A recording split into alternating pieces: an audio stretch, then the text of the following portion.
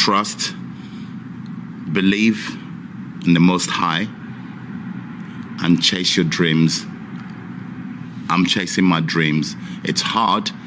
If it was a plane, you're gonna experience turbulence. Yeah. If it's a ship, you're gonna go through some rough waters where rocky big waves. Ride there. As long as you believe that your destination, you want to get there, you'll do it. And that's what I'm doing. I'm living my dreams.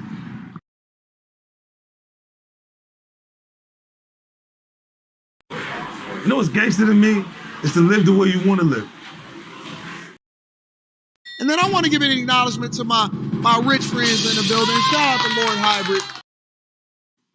Yo, Lord Hybrid, my boy got them bands, bro.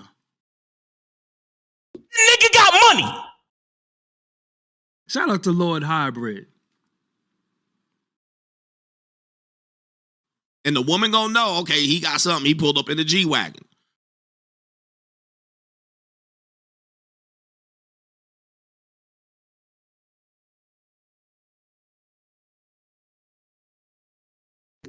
Yo, yo, yo, yo, yo, yo, yo, yo, yo, yo. Boy, Lord Hybrid back in the building. And I wanted to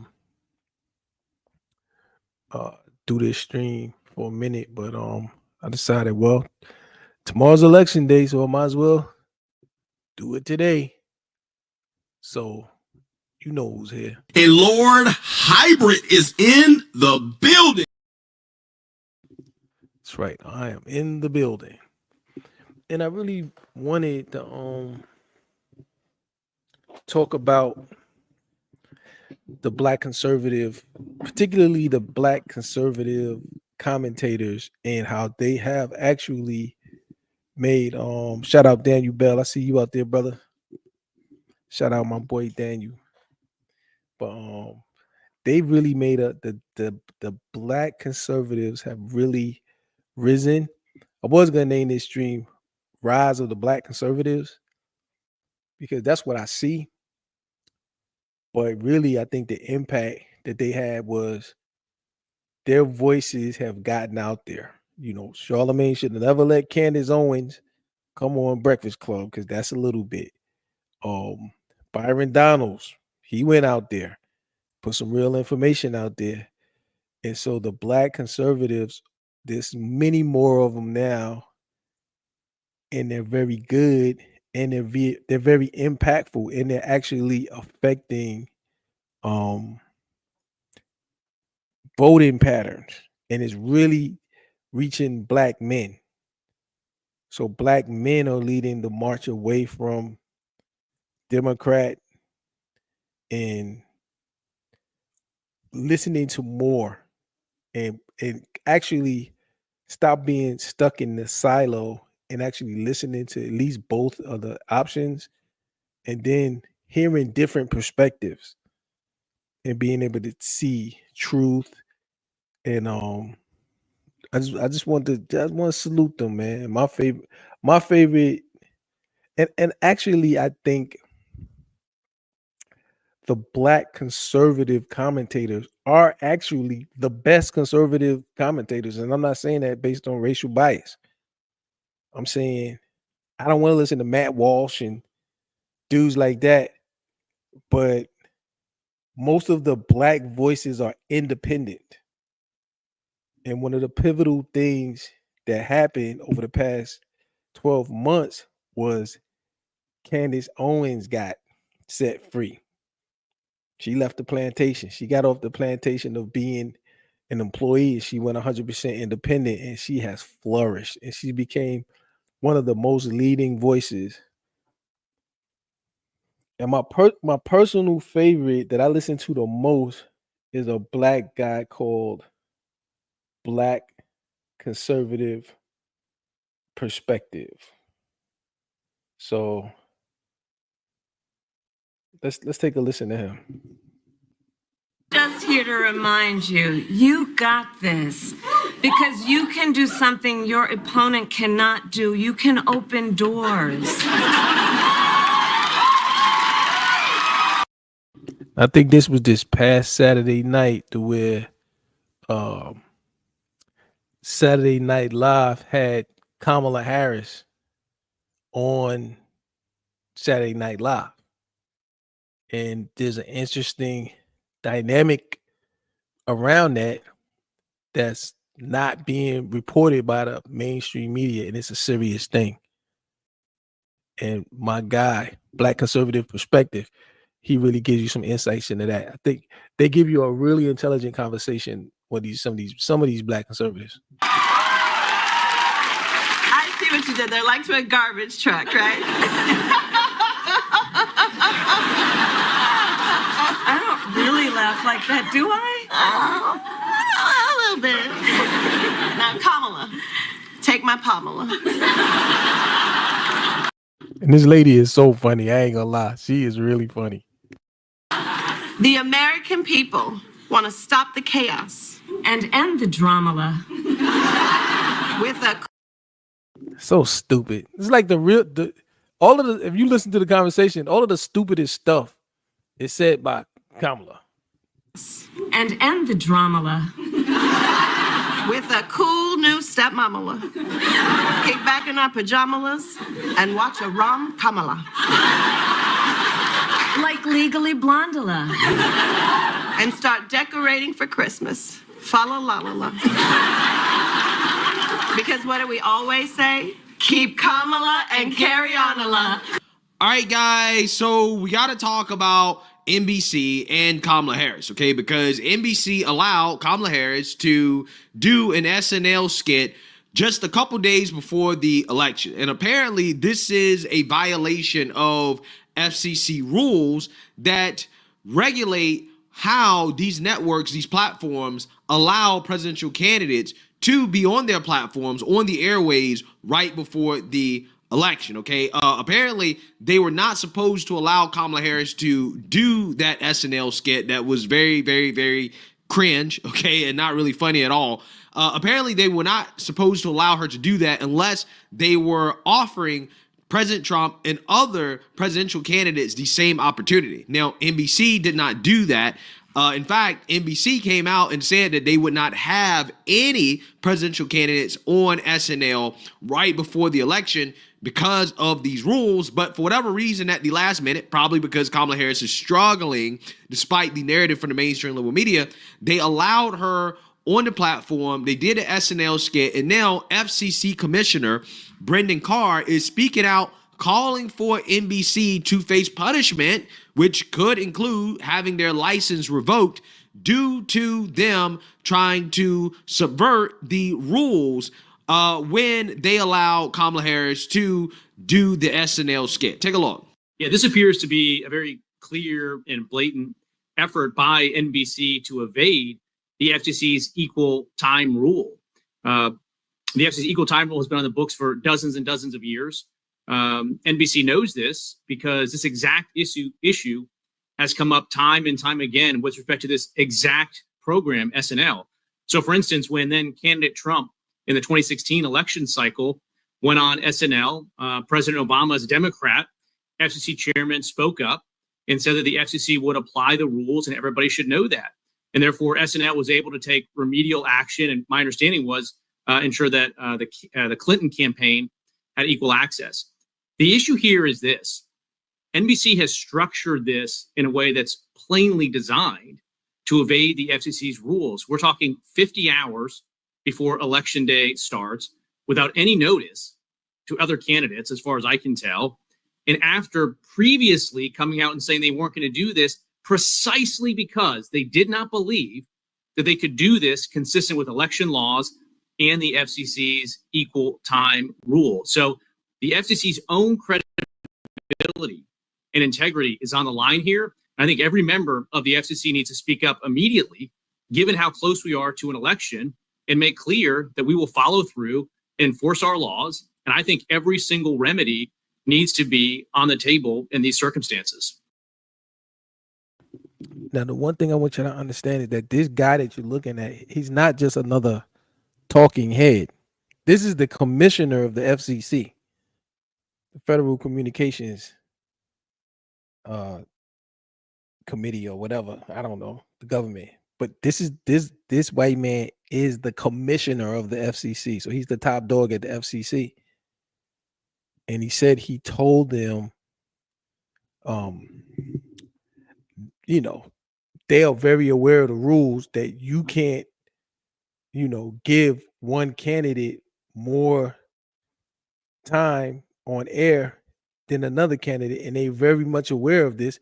And they just broke the law. They just said, F that. We doing it anyway. And right at the last minute, like he said, 50 hours before the election, she's on Saturday Night Live. And he's not. And he's not given an opportunity. That's a clear violation of the law done by a network that has a license with the federal government. So even if a doctor does a banned procedure, they take their license away. Or if a lawyer is caught doing some illegal things, they lose their law license. So they saying like that was illegal. They need to be punished. And the FCC commissioner, the boss, is saying NBC needs to be punished. This is a violation of election law. This is technically election interference. Nobody's talking about it. And I wouldn't know about it if it wasn't for this black conservative right here by the name of Greg Foreman. And his channel is called Black Conservative Perspective. My favorite political commentator on the internet. There's no question in my mind that lawyers at NBC were very well aware of the FCC's equal time rule. And it seems to me, based on how this was rolled out, that they made an intentional decision to evade those rules. And perhaps they felt like they could get away with it. You know, just not that long ago, the commission in a 3-2 partisan vote approved a Soros-backed group takeover of over 200 radio stations, an unprecedented decision.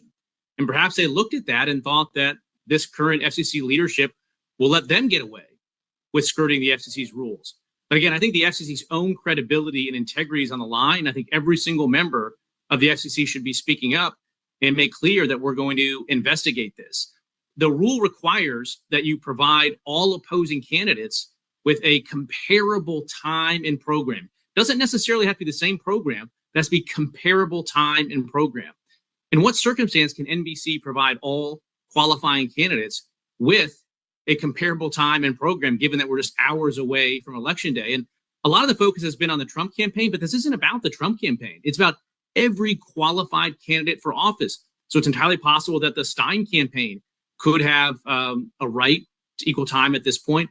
Also, later on in the program, Senator Kaine here in Virginia, where I am, appeared on the program, and he's up for election on Tuesday as well. There's a opposing campaign, the Hung Cao campaign.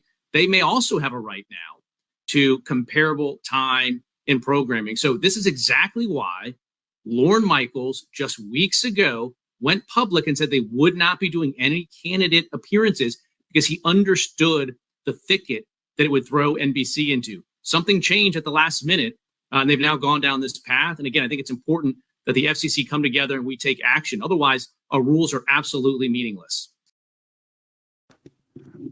So this NBC even acknowledged earlier this year that they couldn't do it because of the equal time rule, which is an election interference rule. And at the last minute, they just said, we don't care about that. Come on, Kamala, because she's losing. And that's what they do. They cheat when they hate losing so bad, they cheat. And the media, this is why, this is a big reason that independent media, smaller media places like Candace Owens, like a Black Conservative Perspective, this is the reason why those channels are growing and why these personalities are becoming more and more important. And this is why trust in the legacy media has evaporated completely. This is a media company violating a law to help a particular candidate. As you see, every celebrity that comes out on the same side. So anything connected to legacy media, whether it be your rapper, your actor, your news station, anything connected to the legacy media is totally corrupt in terms of they're not equal. They are on one side. They've chosen a side. And so they have to misrepresent so many things in terms of Trump said he was gonna execute this Liz Cheney. Trump's a dictator, Trump's this, and they have to push that line, and people don't believe it anymore. So that pushes people to guys like this guy and to other independent media voices who are presenting facts and telling the truth. There's nowhere on the legacy media where you seeing this FCC commissioner informing the public that NBC broke the law to help Kamala knowingly. There's no place in the legacy media that tells you. So we know the legacy media, the people just turn their backs on it because they know there's no truth coming from there. No real information. It's all disinformation and misinformation. At the end of the day, the penalties range all the way up to potentially, in egregious situations, license revocations. And in my view, every single remedy needs to be on the table, at least as an initial matter, while we investigate more and find out. Maybe they have some defense that I'm not aware of, but all remedies should be on the table, because you obviously have to engage in some sort of response that if this proves to be an entire violation, there's a consequence sufficient enough that no broadcast station does this again, whether it's to benefit a Republican or a Democrat. That doesn't matter to me. We have rules on the book, and we have to uphold them when it benefits or when it pinches different political parties. I don't see how there's any way at this point for NBC to cure the apparent violation of the equal time rule. Between now and Election Day, when that's all that matters for purposes of these rules, you have to provide all opposing candidates with comparable time and programming. I don't see how they can possibly do that, and they know that. And I think that's why they intentionally structured it the way that they did. Look, we're at an all-time low right now when it comes to trust in media. Many Americans believe that media is biased. And I think this will just be Exhibit A as part of that, growing perception. And studies confirm that there's a lot of media bias out there.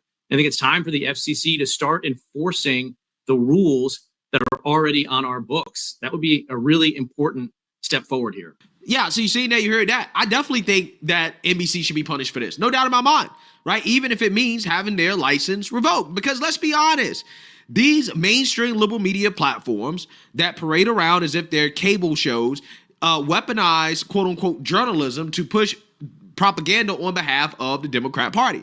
Okay, these organizations are essentially making on-air in-kind donations to the Democrat Party, right? Every single time they air some news program and they push Democrat Party propaganda, they are contributing to the Democrat Party, right? They are contributing to Kamala Harris' campaign, okay? That's how biased they are, and people don't trust the media, and it's stuff like this that makes people not trust the media, because NBC did this despite knowing, openly admitting that, yeah, we know the rules, we know we're not supposed to do this, but they decided to do it anyways. Lorne Michaels, the creator of Saturday Night Live, said just last month that it was highly unlikely that either Trump or Harris would appear on the comedy show, explicitly citing the equal time provision laws. Quote, you cannot bring the actual people who are running on because of election laws and the equal time provisions, Michaels told The Hollywood Reporter in October. You can't have the main candidates without having all of the candidates, and there are lots of minor candidates that are only on the ballot in like 3 states, and that becomes really complicated. So that's the equivalent of, we all know it is illegal to put false information on your tax return. So like, let's say you made $3 million and you just say you made $200,000 because you don't want to pay the taxes, and you put that in on your IRS tax filings. Oh, well, I know that's wrong, but I'm going to do it anyway. You think the IRS just not going to punish you? They're not going to come take you to jail, lock you up. They'll lock you up if you don't file. I think Fat Joe and them boys went to jail for failure to file. You know what I'm saying? So these guys are just saying, that's an agency that regulates us, is the IRS. And if we break the law, they punish us. Time and time again, people go to jail over taxes. It always happens, always will happen. So now the FCC regulates the media companies and holds a license to allow them to do business. They can take that away. They should do something. I ain't saying what to do. I don't know precedent and all that, but they should do something. So yeah, these guys are these networks are these legacy media outlets are totally biased and they're totally propaganda. There's no truth, there's no real information. It's just propaganda, misinformation, and disinformation and manipulation. And this basically allowing Kamala at the last minute when she's losing shows their desperation, shows the truth. No matter what the polls say, it's not close. All of the real statistics, Kamala can't win. So again, this guy knew the rules, but broke them anyways, right? Which tells you everything you need to know about how these people feel about the rules and the fact that they think they're above the law, right? This is flat out NBC saying, yeah, we're going to do it anyways. We dare you to punish us. We don't think you're going to. That's what they're saying. That's what they're saying. They're basically saying, yeah, we're above it. Doesn't matter. You're not going to do anything. You're just going to let it slide. That is what a move like this signals, right? And I really do think that it is about time that a message is sent to one of these mainstream liberal media platforms about how, no, you're not above the law. No, you cannot just be overt Democrat Party propaganda. No, you just can't make on-air contributions to the Democrat Party overtly like this and think that you can get away with it, okay? You can't do that. And important thing is when he said in-kind donation. I used to work for, like, my last job was technically not for profit, a large one, probably the largest in the country, but one of them, if not the largest. And we would get what's called in-kind miles. So because we are a large, well-known and well-respected nonprofit organization, the airlines would give the organization miles, and they would, like, when we had to do travel to go, like I had to go to the DC office or the San Diego office, we would use in-kind miles, or basically the airlines make a donation, which is tax deductible, by giving us free miles, which we convert into flights, and then we could use that to fly around the country. And we did that. That's an in-kind donation by NBC giving Kamala at this point in the election, breaking the law to give her a night on Saturday Night Live right before the election and not offering that same thing to all the rest of the candidates, including Trump, is an in-kind donation. You're giving her free airtime, free advertising to present a likable, funny, and possibly helpful image of herself for free against FCC law. This is what happened. But if they're allowed to get away with this, they're going to continue to do it. In the future, they're going to do it again. And we know why they did it. They did it because Kamala Harris is struggling. Because when she wasn't struggling back in early October, when the polls looked a lot better for Kamala Harris, they said, no, we're not going to have Trump or Kamala, right? We're going to follow the law, okay? And we're not going to have her on. Now, all of a sudden, right before the election, Kamala Harris is struggling. Trump is up. Now, all of a sudden, they're like, well, we're going to break the law and allow Kamala Harris on the platform, right? Even though we know that what we're doing is wrong, we're going to do it anyways, right? Because we have to save democracy, right? This is probably the rationale that they're using behind closed doors. So unless an example is made out of them, and unless they're actually punished, then this type of behavior is only going to get worse. Again, I mean, you already have platforms like NBC, MSNBC. They're already overtly Democrat Party propaganda, especially MSNBC. But it's only going to get worse if they're allowed to get away with this. Now, it is going to take a bipartisan effort in order to actually punish them, because I believe there's a board that decides these things.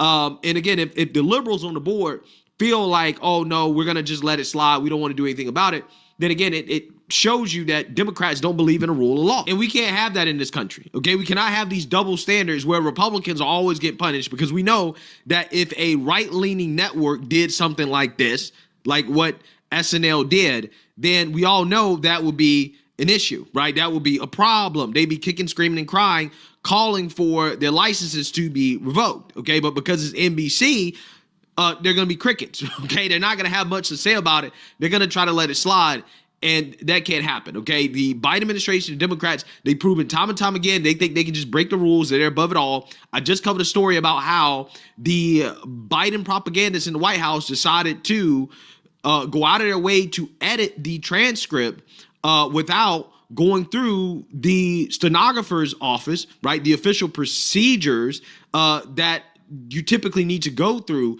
in order to have a transcript released to the public like that. Nah, they just say, you know what, we're going to take it and edit it and peddle it as if it's official so that the media can run interference on behalf of Joe Biden and Kamala Harris, right? This is what they did. And in this situation, what they're referring to is actually the when Biden made that statement about the Trump supporters were garbage, which I think both of these statements on both sides, I hate when both sides do it, or I didn't. Where I look at what Biden said was basically he's like your team sucks. You know what I mean? It was just talking crap. I don't think that was even worth covering. But the right media made a big deal of it. It said, yeah, they call all you guys garbage, which that's what the left does, and now the right's doing it. And with Biden, everything that gets released to the public as official transcripts of what the president says has to go through the stenographer's office to become official and make sure everything is accurate. And they just edited his transcripts, didn't send it to the stenographer's office, and handed it out to the public and saying, this is what he said. And they changed it from him saying Trump's supporters are garbage to the garbage belongs to Trump supporters or something stupid. You know what I'm saying? It was apostrophe S's and all kind of stuff they was arguing about. It was totally ridiculous. And they did it, but they always flout the law on the left. Then they say, Trump's a fascist, he's a dictator, but Trump's not breaking the law. Then they say, he's going to turn the government and lock up his political enemies. That's what they did to him. Yo, they locked Steve Bannon, just got out of jail like 2 days ago, who's one of Trump's guys. The general guy, they locked up like 5 of Trump's people and tried to lock Trump up. But they say he's going to use the government to, so they do the bad thing, then they tell everybody that's what you're going to do. And these guys break the law. So ultimately, the whole point of this video was to highlight certain Black conservative voices.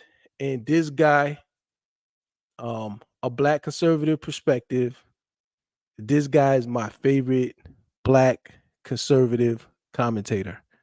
This guy. I really love his commentary. He brings a lot of good facts. He's an excellent communicator.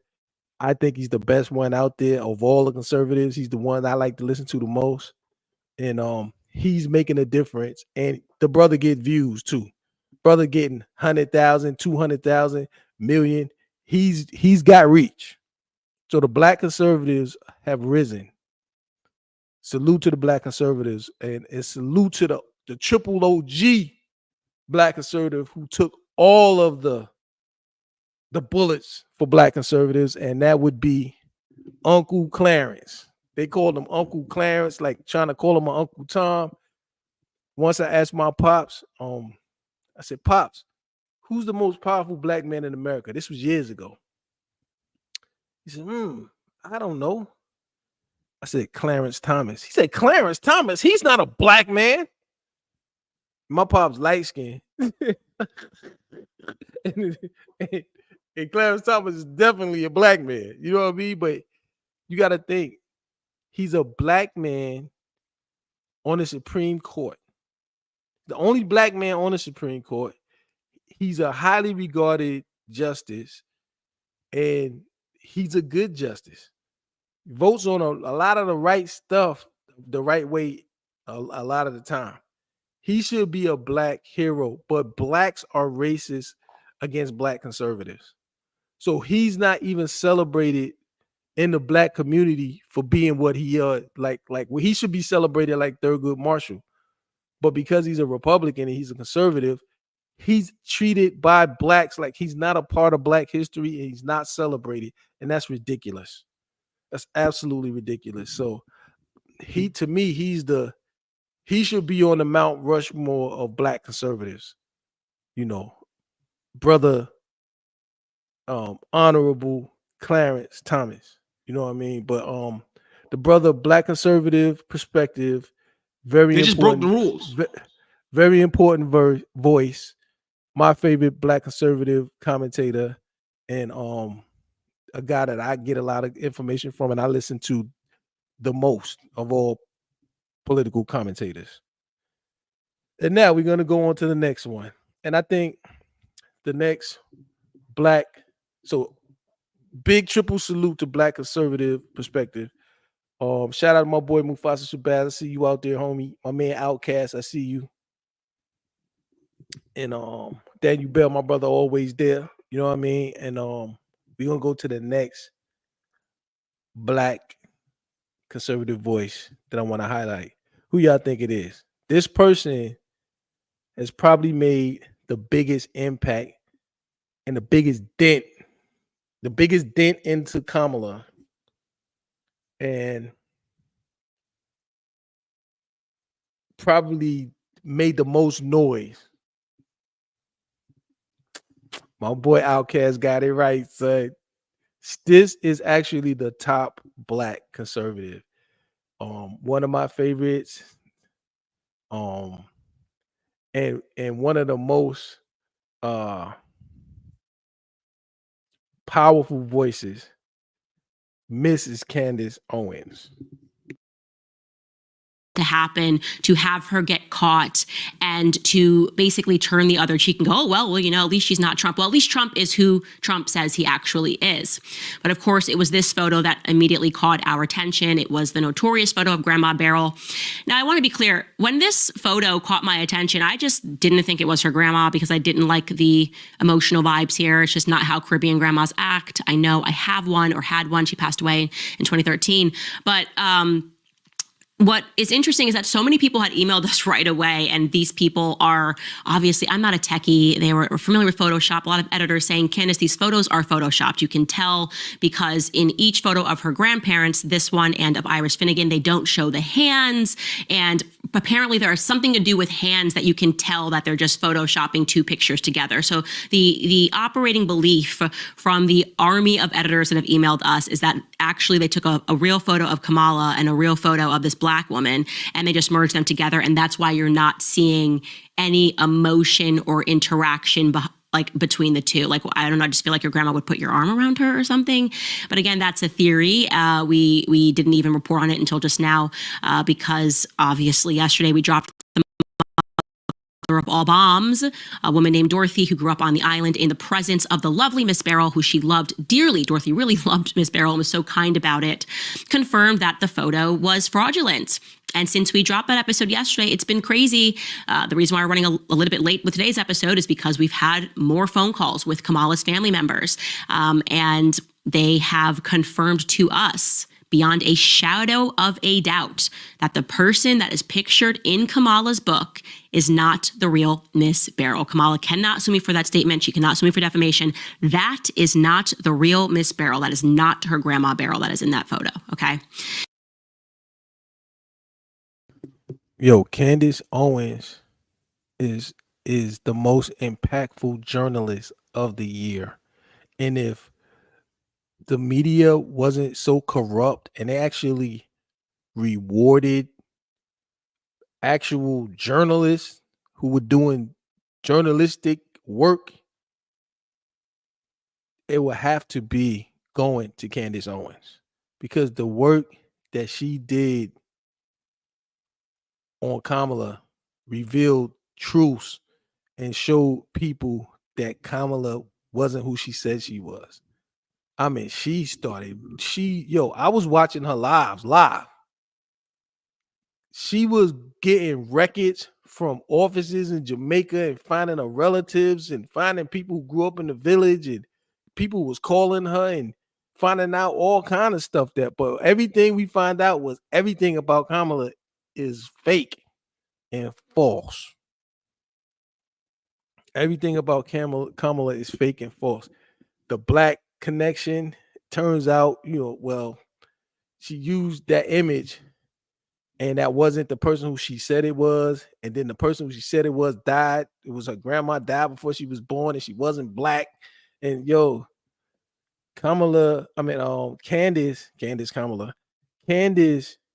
Doug did real journalistic research and reporting on Kamala's history so that Americans could know who she was.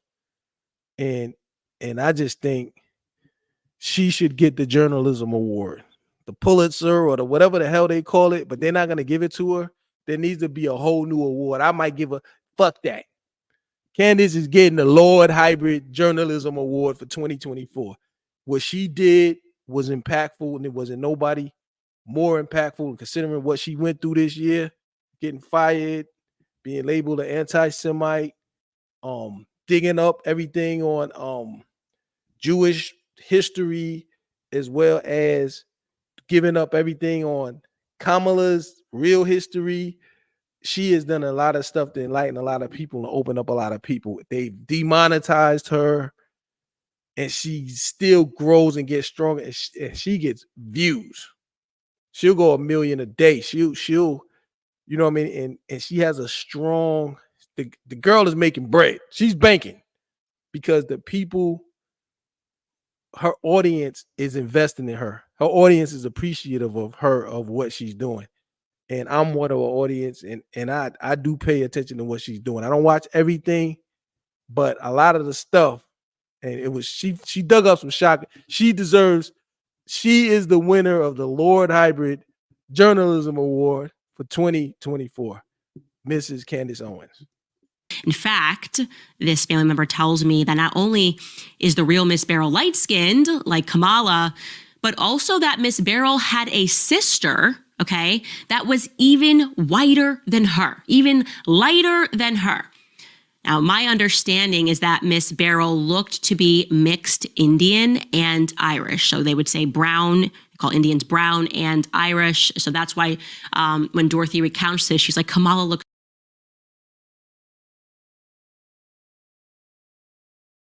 Yeah. So she really and I'm gonna tell you how much reach she had. Let me see the chat. Outcast said Candace helped to change my perspective on things when I saw her at the Revolt Summit in 2019. See, I'm telling you, that's what I'm talking about. Outcast is she has had so much reach into the black community, and she has changed people's perspective. UFO Kamikaze, my man, shout out UFO Kamikaze. Candace Owens wins, no doubt.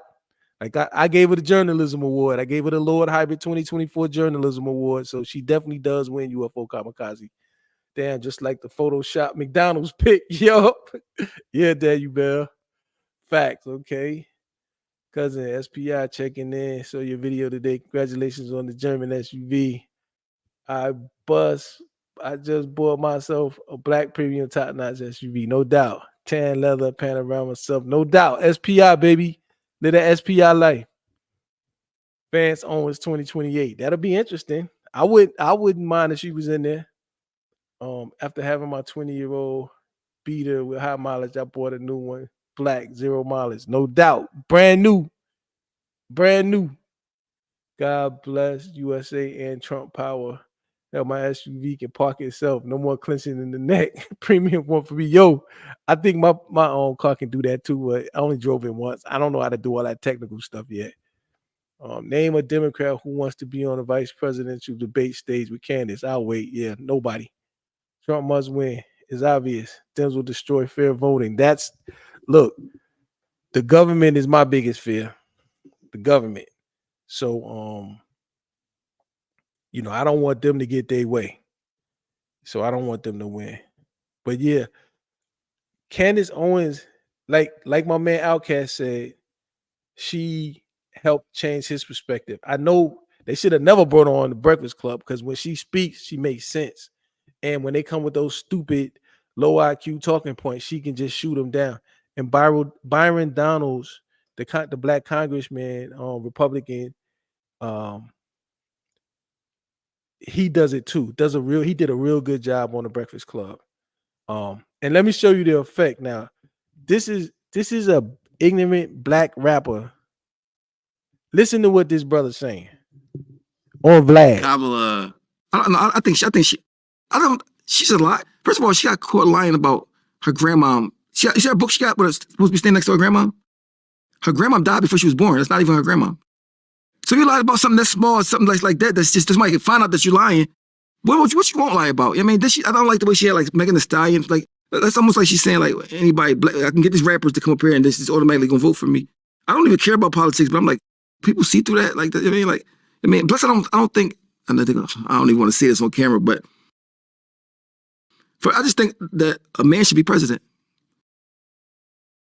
Yo, where did that information come from, y'all?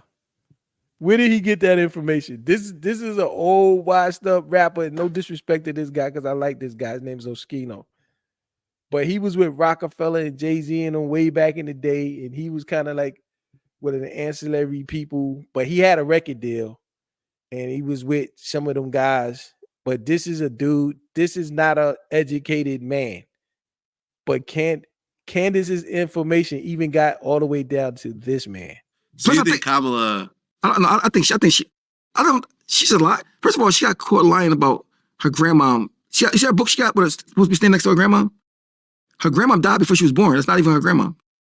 So you lied about something that's small, something like that. That's just somebody can find out that you're lying. What you won't lie about? I mean, I don't like the way she had like Megan Thee Stallion. Like that's almost like she's saying like anybody. I can get these rappers to come up here and this is automatically gonna vote for me. I don't even care about politics, but I'm like, people see through that. Like I mean, plus I don't think. I don't even want to say this on camera, but I just think that a man should be president. Story of the grandparents owning all of these stores. I'm going, what are you talking about? 1914 to 1938 in Jamaica, but we were just getting out of slave chains. And you're telling me like your family just became like so dominant and we're running these dry goods stores and this grandma had that. Something was off, okay? And what was off was just the photos they were presenting. These people were too black. And then once we started looking into it, the fact that her campaign just shut off the tap on speaking about her blackness. They just wanted to move on as if she had never said it. It was the entire brand. Remember, that's the pitch. She's going to be the first black female president of the United States. The media was trying to sell that, to force feed that to us. And I said, Black scientific theory says, no, this ain't your grandma. But I was receiving a ton of emails from people that were insisting that Beryl was Kamala's grandmother. Among the emails were a flurry of people suggesting that I speak to a woman known as Lady Colin Campbell. She also goes as Lady C. I'm familiar with her work. I've seen her. She's written in the Daily Mail before, or has been written about in the Daily Mail. She's a British Jamaican author and a socialite who grew up in Jamaica. And she is deep on genealogy. She's written several books regarding the British royals. This woman likes history. She likes facts. And someone had sent me a clip of her from her YouTube channel during which she was fielding questions and people were asking her to look into my research into Kamala Harris.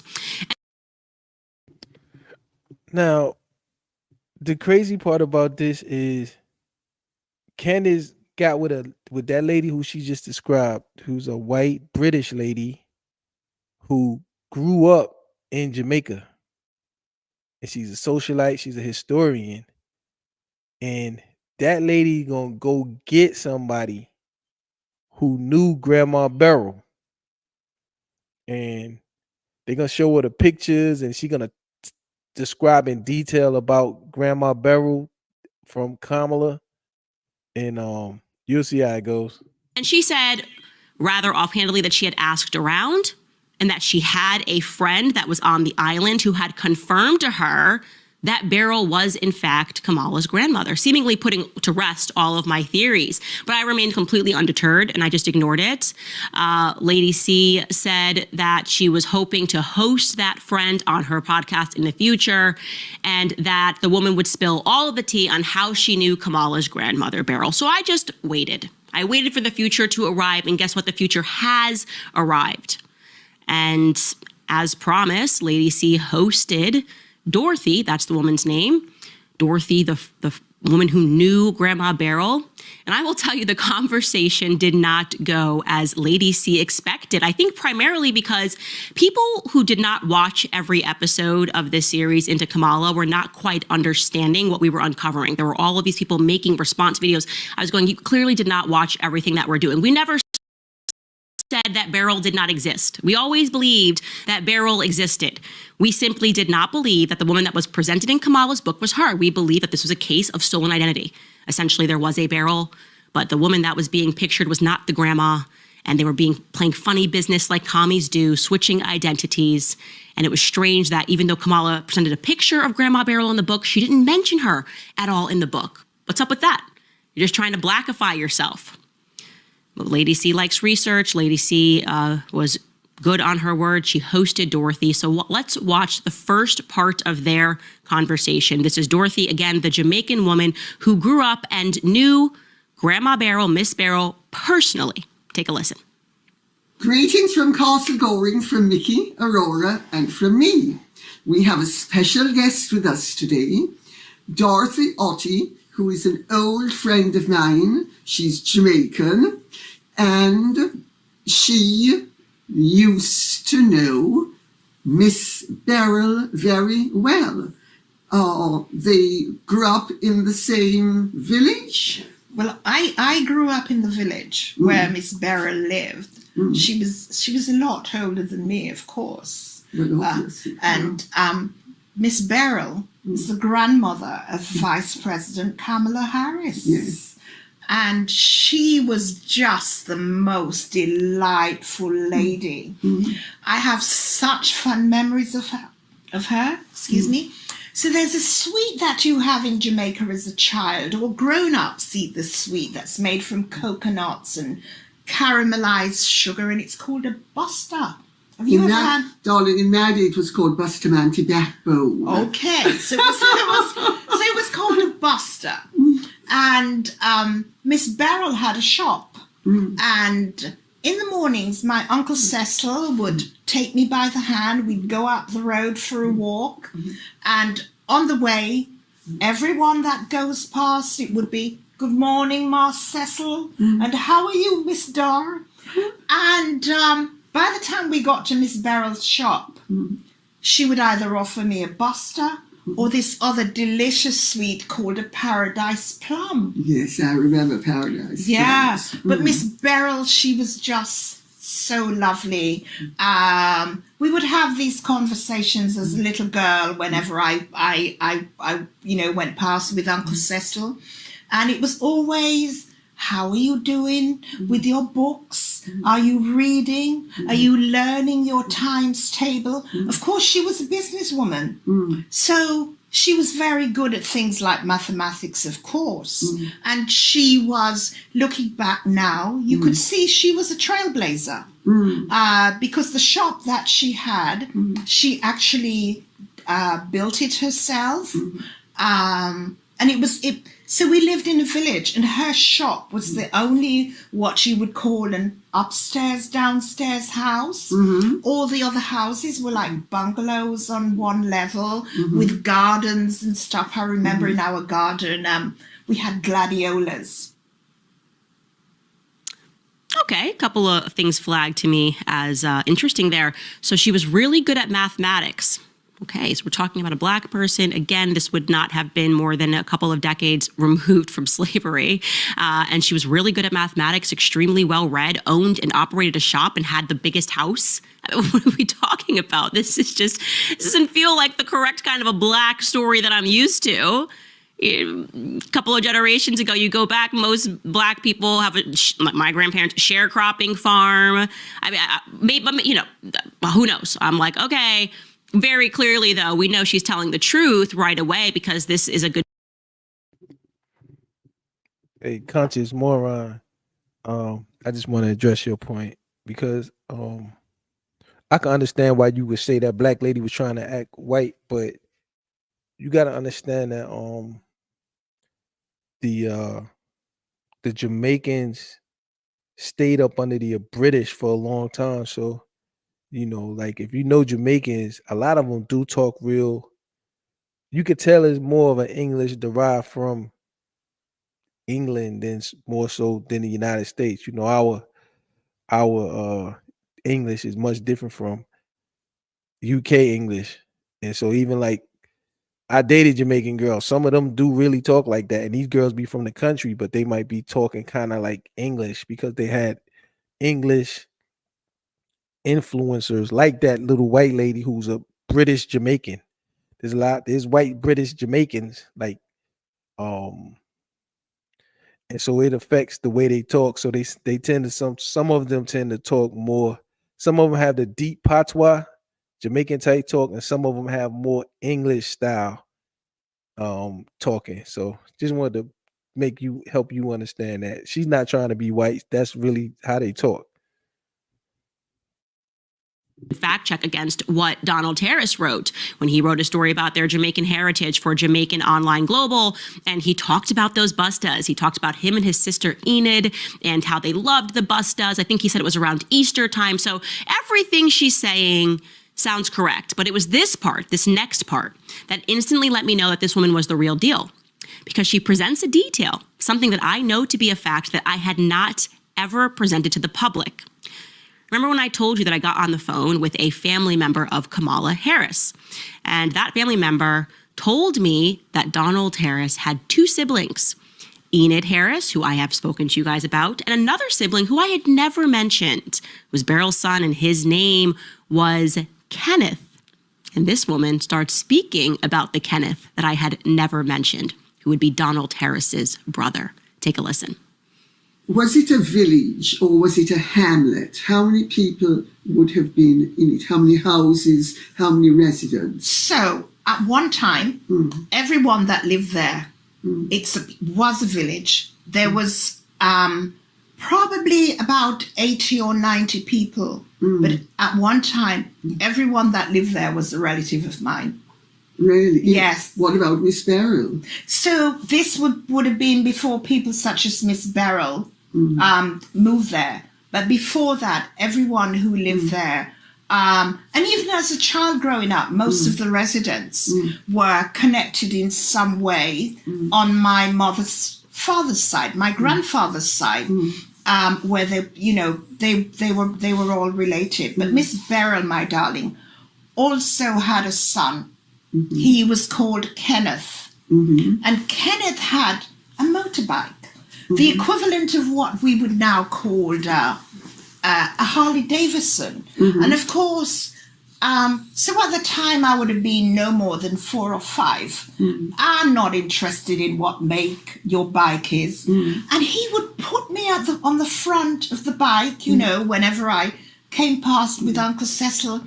And I would sit there and he would switch the engine on. And of course, looking back now, I realize the bike never moved, but he just held on to me. And I thought I was riding a bike, and I grew up absolutely loving motorbikes. He was very handsome. Oh, Beryl must have had some money. Her son has the equivalent of a Harley Davidson. He was very handsome. He's got riding around on his motorbike. What are we talking about here? Like I said, this is when I knew that this woman was dialed in, because I had never spoken about Kenneth publicly, not for any particular reason. I just literally hadn't gotten around to it as I've been collecting all of this evidence to present to the public on Kamala's family and looking into Enid and looking into Kenneth. So very interesting.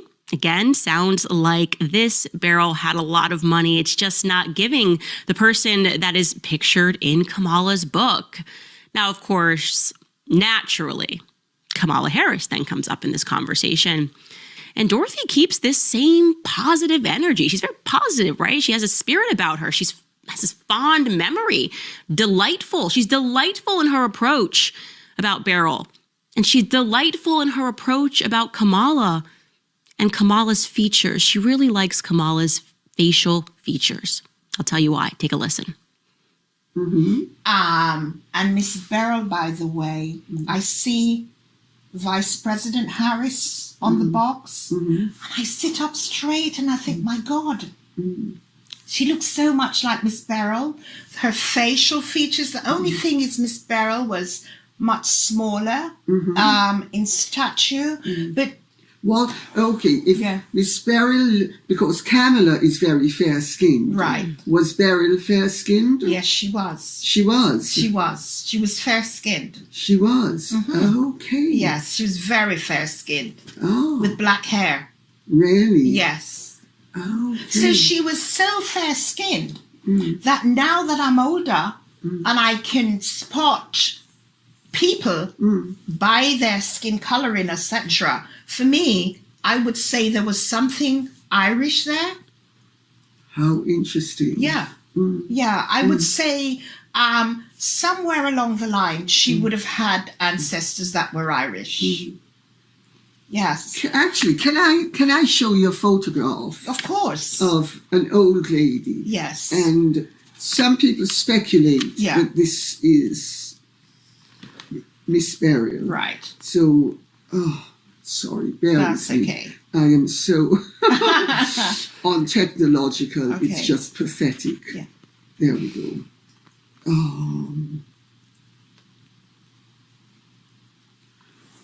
Okay.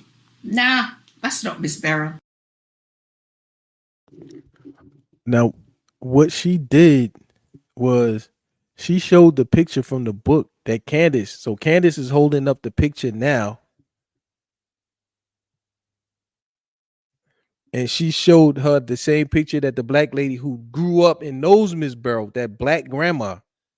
And you seen what she said as soon as you seen the picture. What did she say? Untechnological. Okay. It's just pathetic. Yeah. There we go.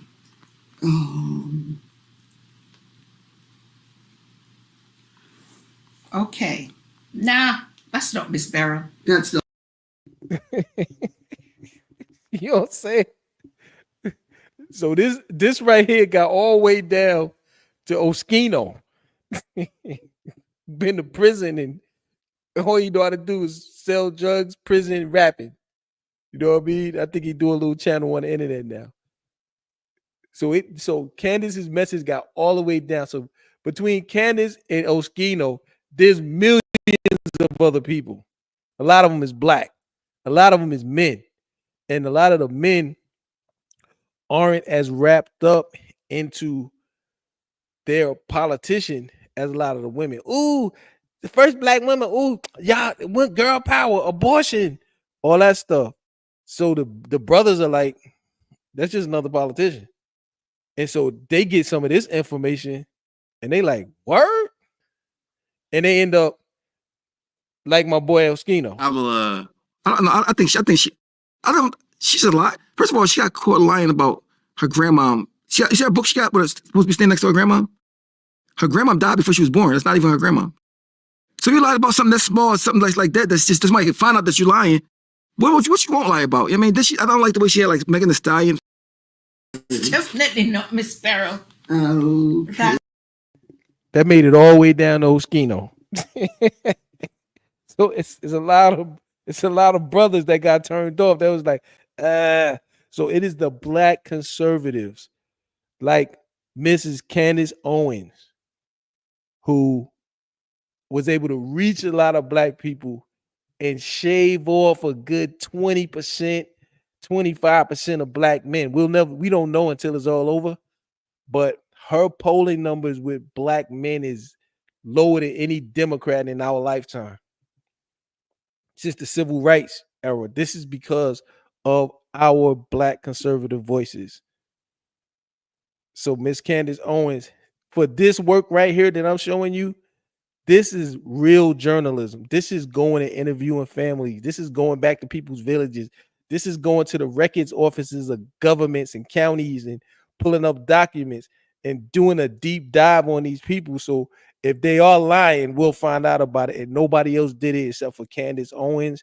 And that information has reached all the way down to Oskino and all the way down to millions of brothers who would have never got it if it wasn't for these black conservatives. So this stream is all about saluting people like Candace Owens and Greg Foreman from Black Conservative Perspective and saying they're actually shaving enough off to switch this election to make sure that Trump wins.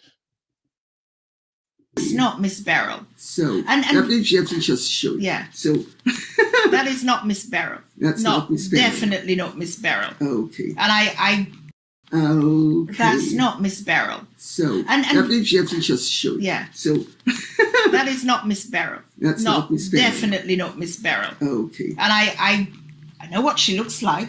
I couldn't have been in a dream, and she definitely did not look like that. There's another person, but could that be Miss Beryl? No, that's not That's Miss not Miss Beryl. Beryl That's not either. Miss Beryl either. Okay. Don't know who that is. Okay.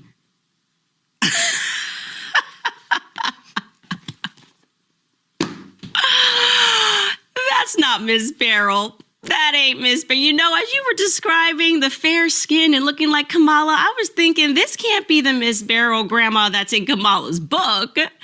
And clearly you see Lady C's going, wait, fair skin? What? Maybe is this? Nope, that's not Miss Beryl. I didn't dream. That's not Miss Beryl. Yeah, that sounds about right. You're saying Irish. And that's funny because Judge Joe Brown had a very distinct memory that Donald Harris told him that he was Irish and Hindu. And things are starting to add up, not in Kamala Harris's favor. And I don't know what to say here, ladies and gentlemen, other than I am truly, untypically speechless. I don't think I possess within me the adequate vocabulary to discuss my distaste for a woman who borrowed a black person for her autobiography so that she could secure the black vote. Do you understand how fundamentally racist that is? Do you understand how despicable that is? I mean, you have to be the worst kind of political vermin to borrow a black person to put in your book to present to the public as your grandma, who definitively was not your white Irish grandma. Okay, I don't have the word. I need someone to throw me a thesaurus so I can find it. I need to expand my vocabulary to be able to legitimately express my disgust for Kamala Harris.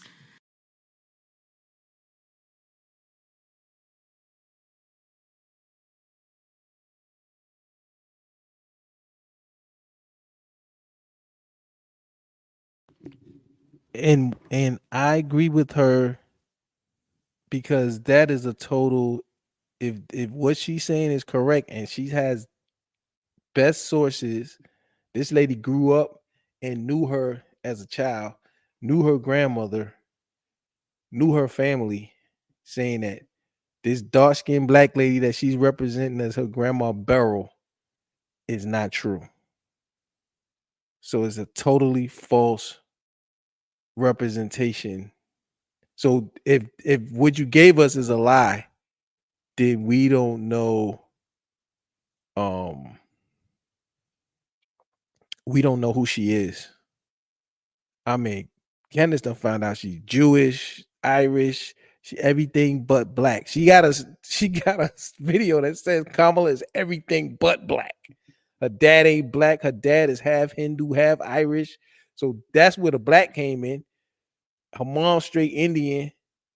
It was she revealed so much. And like the brother UFO Kamikaze said, you know it's legit when it's costing Kamala votes and she still won't address it. She can't touch it. She can't touch it. She cannot touch it. Excellent point, UFO Kamikaze. So yes, she is our 2024 Journalist of the Year. The only one I see doing real journalism, digging, finding, challenging is Candace Owens. And she has shaved off, along with the others, a significant portion of black voters. Now, so we don't know that her father is not black. Um, from what I learned from Candace, her dad is half Irish and half Hindu Indian and zero black. So does she have any black relatives? Or I don't know. But that's what I've been watching Candace Owens, and that's what I've heard. But I don't know if it's true. I don't know what it is, but yeah, from what I've been from what I can gather, he is half Irish and half Hindu, Indian, East Indian, like Kamala's mom. So Kamala's mom is full Indian, and then her dad is half Indian, half Irish, white Jew, or something like that. That's what that's all I know. So on to the next. I want to give some honorable mentions. Um,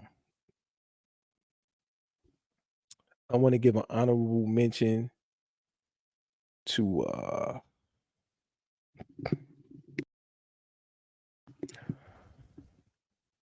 Officer Tatum. I don't really watch Officer Tatum, but I used to watch Officer Tatum, but I don't watch him too much no more. It's very rare that I watch him, but the brother gets views, as you can see. He gets hundreds of thousands of views, and he's basically as a black man giving the conservative message. And it's reaching a lot of black people, it's reaching a lot of white people too. But the guy gets tens, hundreds of thousands of views. And he does talk about relative topics. Personality wise, is not really my style that suits me. Not to say that it's not good, because it is good, but his personality style or his presentation is not personally appealing to me. But it doesn't mean no type of that he's not talented. It's just not my style.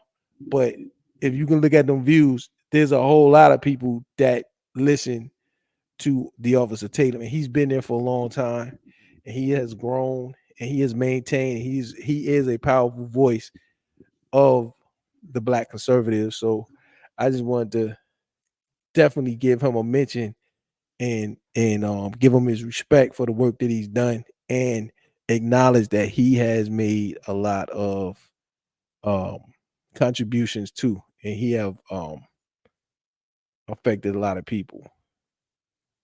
Also, another honorable mention, I still watch him, not as much as before, but I do still watch him, is the brother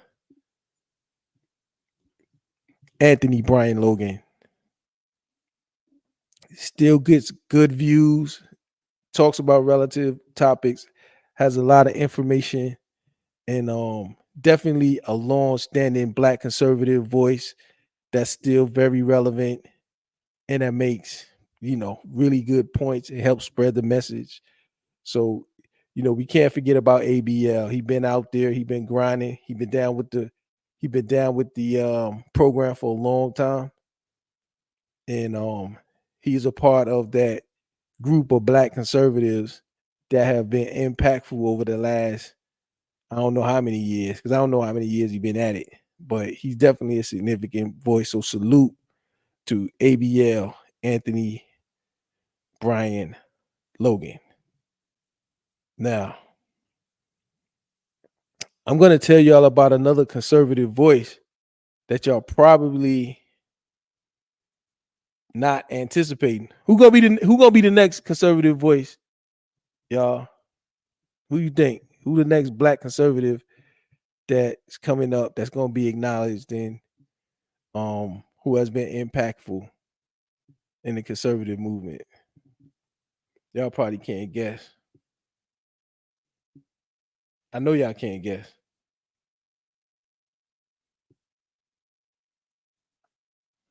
But I'm gonna tell y'all.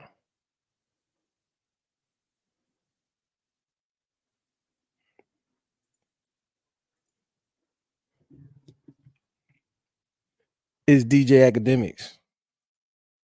Now, DJ Academics, of course, is not a political channel, but what I did is I put in a search for Trump, and normally he's on the side of conservatives, and he covers political events on a regular basis, and he does cover a lot of Trump. And not only does he cover some of these issues, sometimes he brings that to his young, predominantly male hip hop audience. Many of them are young, voting age, and soon to be voting age African or Black Americans, men. So he has stood with Trump. He went to Mar-a-Lago and did a whole video with Donald Trump Jr. He met Trump at, I think, a wrestling event or a boxing match or something. He always speaks up for Trump, and he makes a lot of content about Trump and about which basically a lot of it is conservative type stuff. So if you you go to King Academics and you put a Trump in the search, there's a lot of, look how much coverage he has given to the President Trump. It's a lot. And I didn't even catch it all when I was doing my little scroll thing. But he's not a political channel, but I've heard him say time and time again, in his own hip hop way, Biden is weak. He's voting for Trump. He wants somebody that could be strong. He wants a good leader. He's been interacting with Trump and his family, his son, his team. He's covered them. He's done interviews with them. He's done a real good interview with Donald Trump Jr. I think he did 2 interviews with him.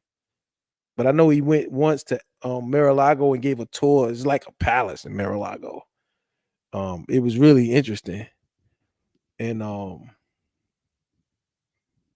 yeah, he has become a voice of impact in terms of spreading a different perspective and giving insights and information using his vast and active audience.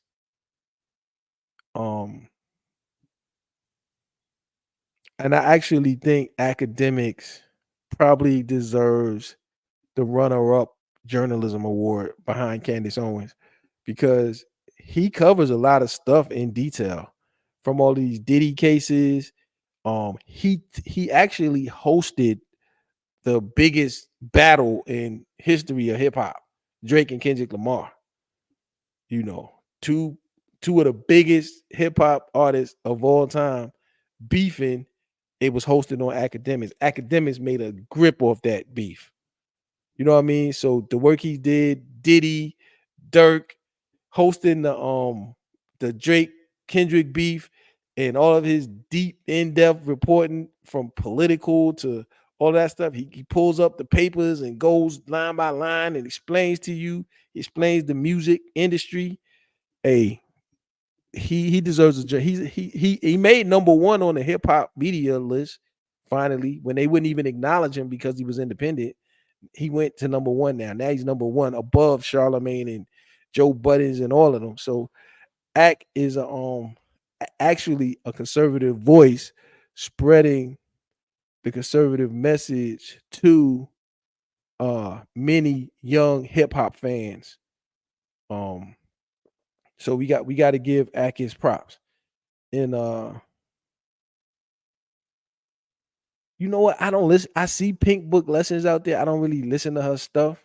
But if she's out there on Kamala, that's good, because that's probably helping to spread the word to Black women and women in general, and helping them see the truth. So if she been on Kamala's leg, hey, she probably converted some sisters, man. So I appreciate you, UFO Kamikaze, for bringing that to my attention. And I have seen it out there. I just don't, I just don't listen to chicks talk. Really, Candace is the only female I listen to. Her and Laura Ingram. That's about it. I don't listen to females too much. But yo, that's good information, man. That's good information. Shout out UFO Kamikaze for that one. And let's see. But yeah, I count Ack as a conservative influencer. And he's been effective. So let me see. Oh, there's another guy. I forgot about this guy. I don't listen to this guy, but this guy, I ain't gonna say I don't listen to. I listen to some of his stuff occasionally. But my sister, who is a Republican, my oldest sister, she called me. She was like, I told her about Black Conservative, and she was like, yo, I listen to this guy, and his name is Devori Darkins. I've listened to maybe one or two of his videos, but the guy gets views. Brother man getting views. You see them views? 700,000, 972,000, 940,000, 880,000, 346,000, 1.1 million. So he's getting major views, this guy. So, like I said, I've listened to very few, but obviously he has a very engaged audience, and he's putting a lot of content out there, and he's reaching people. You know, he reached my sister. Like I said, when she told me the name, I looked him up. I said, oh, I've seen this dude before, but I never really listened more than maybe one or two videos, and I kept it moving.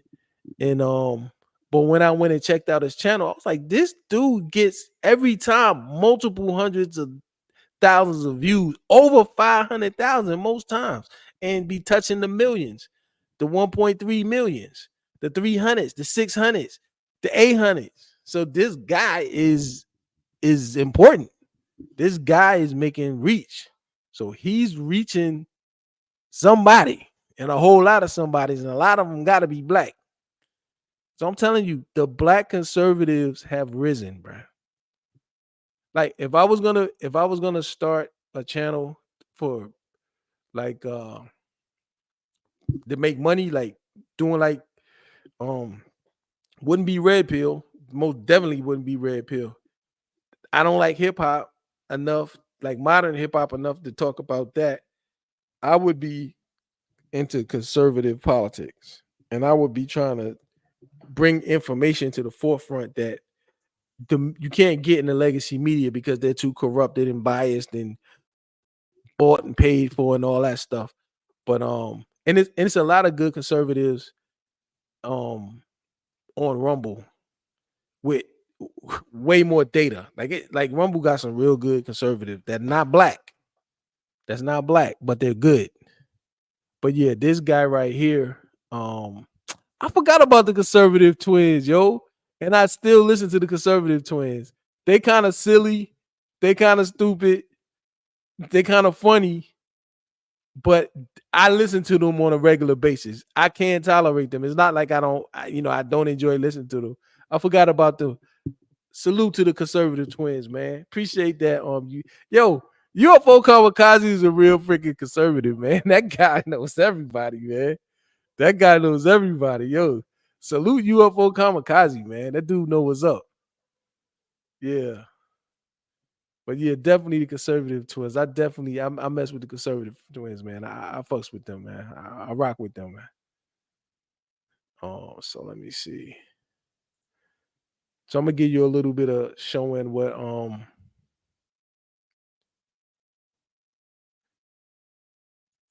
some academics conservative commentary. Anyway, real quick. Yo, remember the whole Fonnie Willis saga, right? We got Donald Trump, who's a fucking, like, this nigga Donald Trump is a clown. Like, I mean, like, on a good way. Like, he's a comedian. I really think he's one of the funniest, like, personalities out there. So Fonnie Willis gets grilled at a disqualification hearing for her. And Trump now responds to this. Look at now this. awaiting a decision in the Fani Willis misconduct case after a wild 2-day hearing last week. We all watched it together. A judge could remove the Fulton County DA from Georgia's Trump election meddling case, along with her lover, Nathan Wade. Last week, the judge heard dramatic testimony about their affair, their lavish trips together, and the lies they supposedly told. Did you observe them do things that are common among people having a romantic relationship? Yes. Such as, can you give us an example? Hugging, kissing. Mr. Wade is used to women that, as he told me one time, the only thing a woman can do for him is make him a sandwich. Let's just get down to it.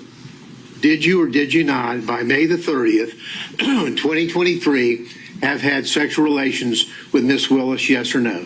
Yes or no? Yes. So let's be clear, because you lied in this. Let me tell you which one you lied in. Right here. I think you lied right here. No. This is the truth. Judge, it is a lie. It is a lie.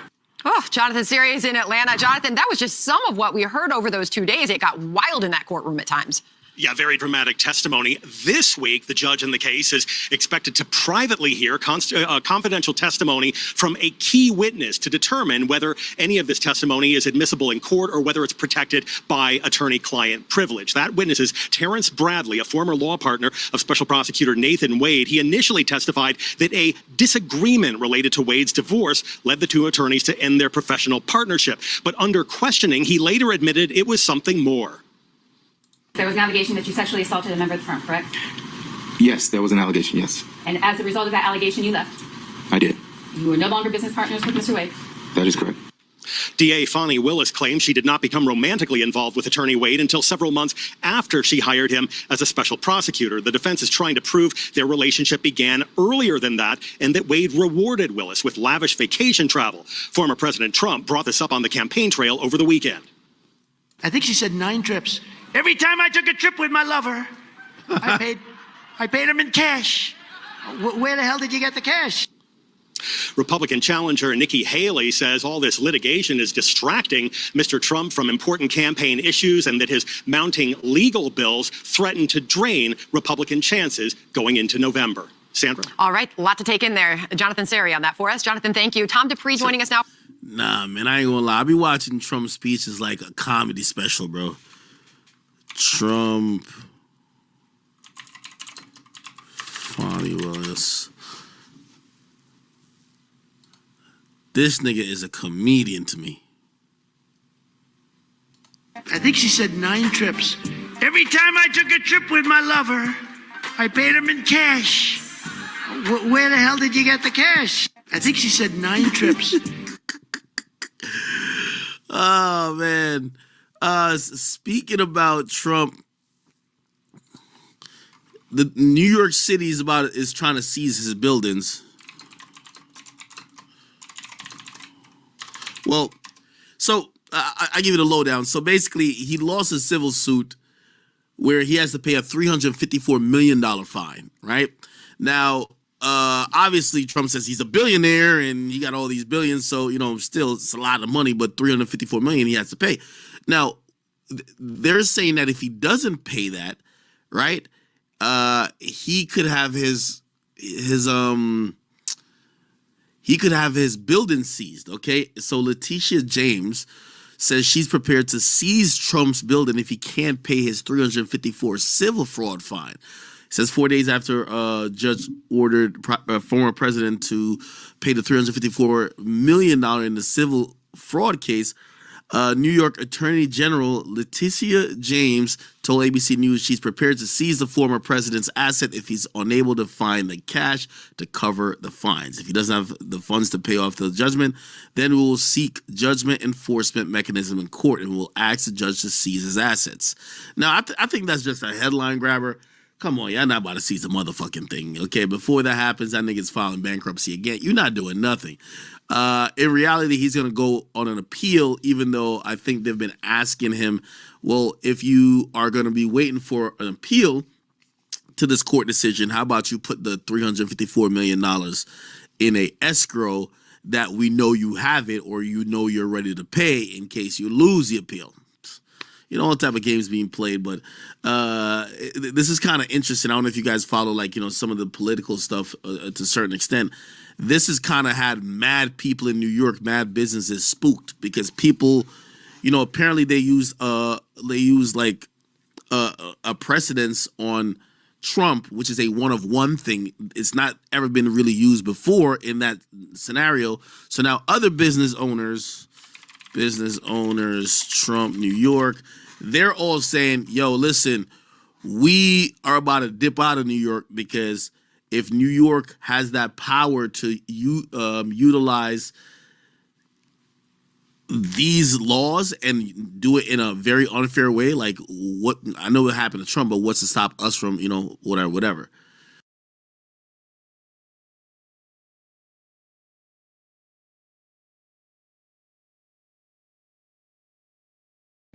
Yeah, man. So Ack has done some good coverage on Trump. This is just I just randomly selected one, but he have done a lot of coverage on Trump.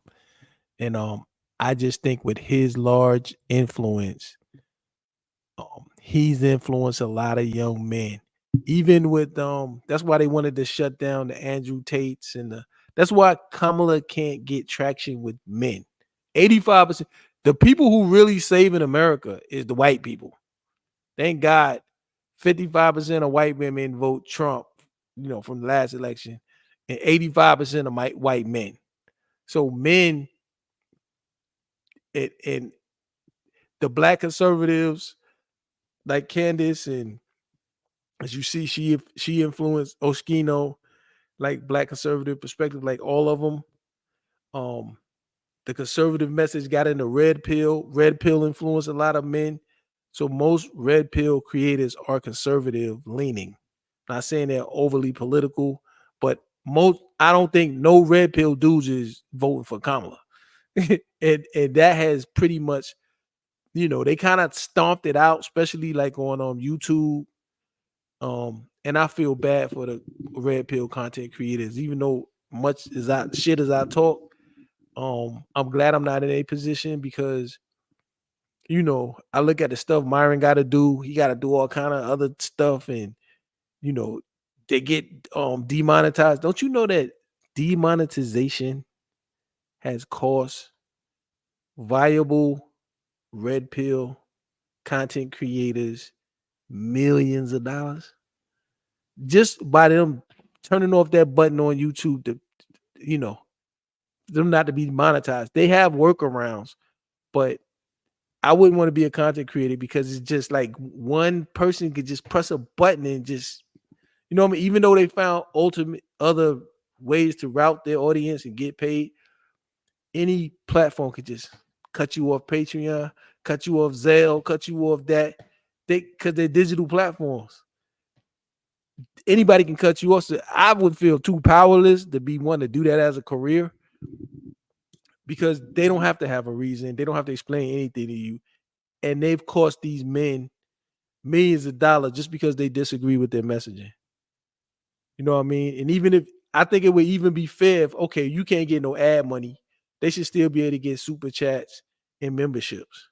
And they just cut them off. That's millions of dollars these men are entitled to because they corral those audiences. But anyway, you don't want to go into that.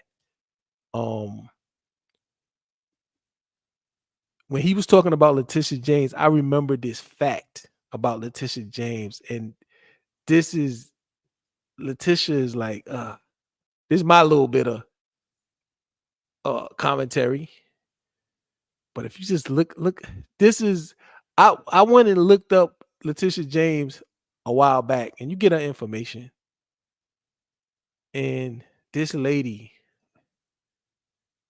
like, the thing that caught me was like, when this is Wikipedia, when the Wikipedia gets to her personal life, you know, we'll talk about her early life, her education, her career, and all of this stuff, and the county races. It gets to her personal life. It's pitiful. The only thing that's in her personal life is that she had an abortion.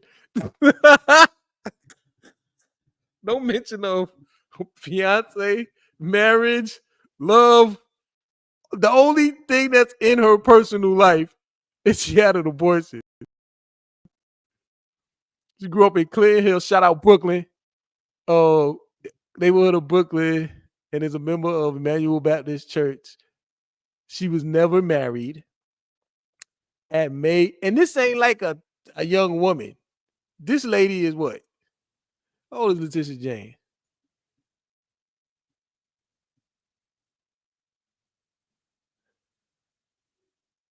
Does it say? Or am I overlooking it? Born, she's 66 years old. This lady is 66, so she ain't even from our generation or younger generations. This lady is going on 70 years old.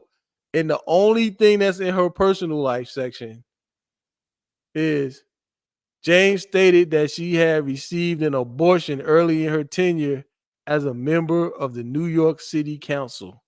James said, I was just elected and I was faced with the decision of whether to have an abortion or not. I chose to have an abortion. I walked proudly into Planned Parenthood and killed another black baby and added to the 30 million. And I make no apologies to anyone. This is her personal life. That's what they're going to stamp on a damn tombstone. I had an abortion.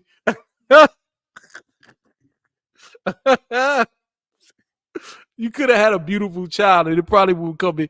That kid would probably be like 40 something now. You know what I mean?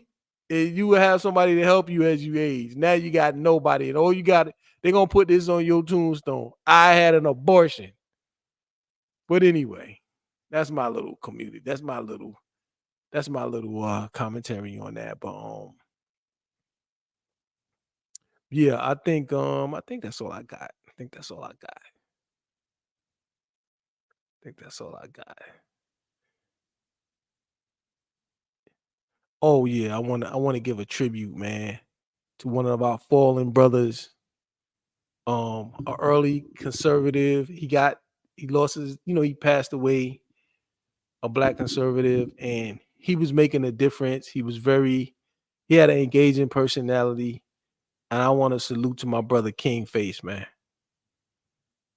Oh, hold up. I got to delete something. Let me remove this.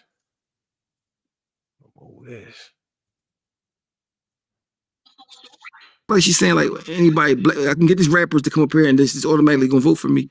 I don't even care about politics, but I'm like, people see through that. Like, plus I don't think, I don't even want to say this on camera, but I just think that a man should be president.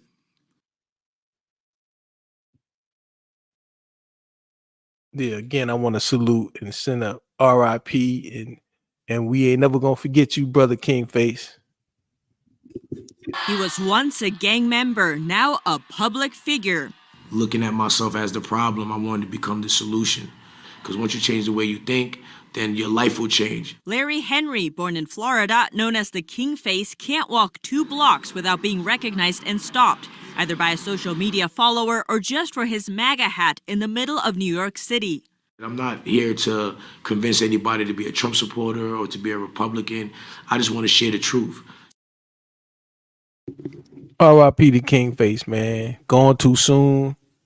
He was a street dude that became a conservative, and he spoke to the issues, and he was well informed. He was an excellent voice, and I wanted to shout out to the brother King Face. R.I.P. brother.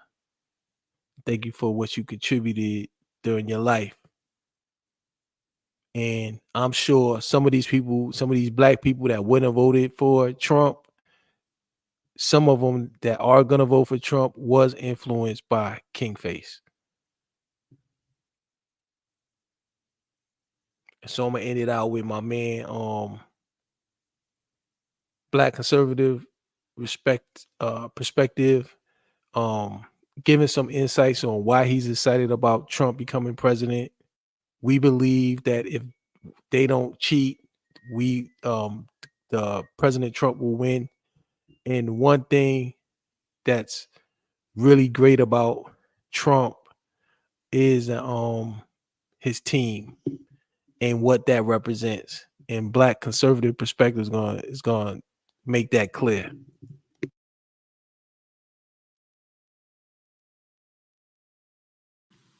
I'm not voting for Donald Trump. I'm voting for Donald Trump and Bobby Kennedy and Tulsi Gabbard and Vivek Ramaswamy and Elon Musk and JD Vance and everyone else that they're going to bring in this team, this Avengers, this Voltron, whatever you want to call it.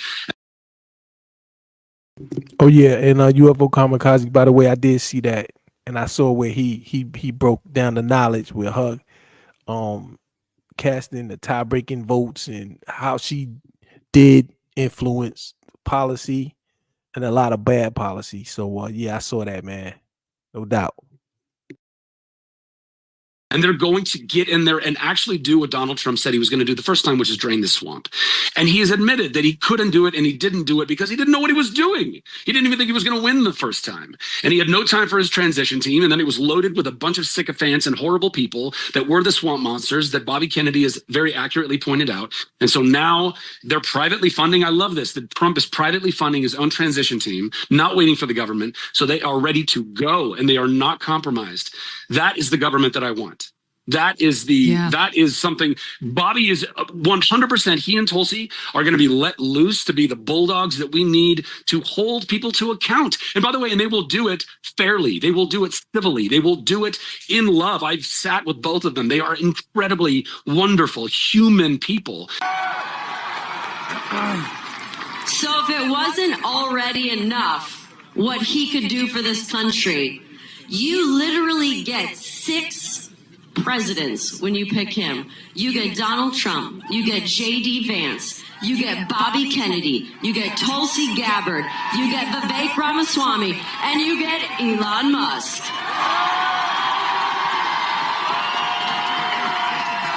All right, guys, so we got to talk about the Avengers. 2 sets of Avengers. The woke Avengers, who are, in my opinion, the fake Avengers. The Hollyweird celebrities that have come out and given a full-throated endorsement to Kamala Harris. A lot of these Hollywood celebrities just happen to also attend Diddy parties, right? So I think that the establishment has something on a lot of these individuals. Like, for example, LeBron James, who, by the way, struggled to meaningfully articulate why he is supporting Kamala Harris, okay? Because apparently he never finished reading that Malcolm X book, right? He never got past the first page, because if he did, he would not be endorsing Kamala Harris. But he doesn't know why he's endorsing Kamala Harris. He's just endorsing Kamala Harris because that is what his handlers told him to do. So, having a daughter, having a wife, having a mother, and things of that nature, what she believes in when it comes to women's rights, when it comes to the future, with my kids and where I see our country should be. I feel like that endorsement is only right. It is. Come on, you guys know me. I'm damn sure won't go the other way. Yeah, so it never ceases to amaze me how all of these Hollyweird celebrities, especially the men who have daughters, always come out here and talk about how they support Kamala Harris, not because of any real substantive issue, like, for example, inflation, energy, the economy, the border, foreign policy. None of those things actually matter to these individuals, okay? What really matters to them is their daughters having the right to abort their children, right? Which I think is a disgusting reason. And also on top of that, I'm not sure if LeBron James is aware, but he lives in California, right? And I don't think that abortion is under attack in California, right? I don't think that that's going away in that state. But again, LeBron James is not a very educated individual, so I'm not really holding him to a high standard. And to be honest with you, none of these Hollyweird weirdos are actually educated on these issues, which is, again, why when they endorse Kamala Harris, they always do so with these standard Democrat talking points that, again, don't really actually explain exactly why is it that anybody should vote for the last 4 years of disaster, which is what we're getting with Kamala Harris. Again, the only thing they can tell you are these standard Democrat talking points that are very vague, okay, when they talk about women's rights and democracy, which is how the woke Avengers tried to peddle their endorsement of Kamala Harris, right? They tried to go with the whole democracy talking points. Take a look. Hi, you guys. Hi, Avengers. Hi. Thank you Hey, for Scarlett. jumping on the call. Whoa. I think you mean assembling. I said Wow. assembling. Dawn, that's pretty good. No, they thought it was funny. Scarlett, it is our Yes. All right. That was awesome. Wow. I think I am boycotting the Avengers, right? Because the Avengers have become the woke Avengers. They become the fake Avengers. And the real Avengers that should be influencing your vote are actually those that are going to be participating in the government, okay? The team that Trump is assembling is going to make his next administration unlike any other administration that we've ever witnessed in modern history, okay? Because the team that he's assembling is not a team of swamp creatures, okay? It's actually a team of anti-establishment, America first individuals who want to transform this country into what we all know that this country can be, right?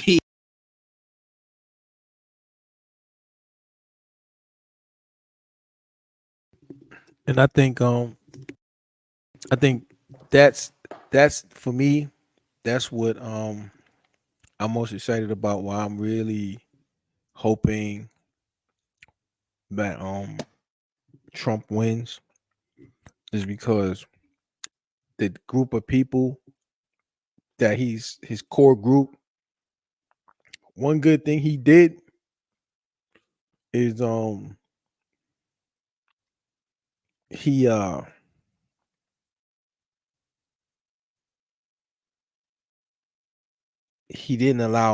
got Nikki Haley away from it. Nikki Haley is a big time traitor, and she's jealous because she wanted that spot and she would have been able to put herself in a good position, but he got her away from him.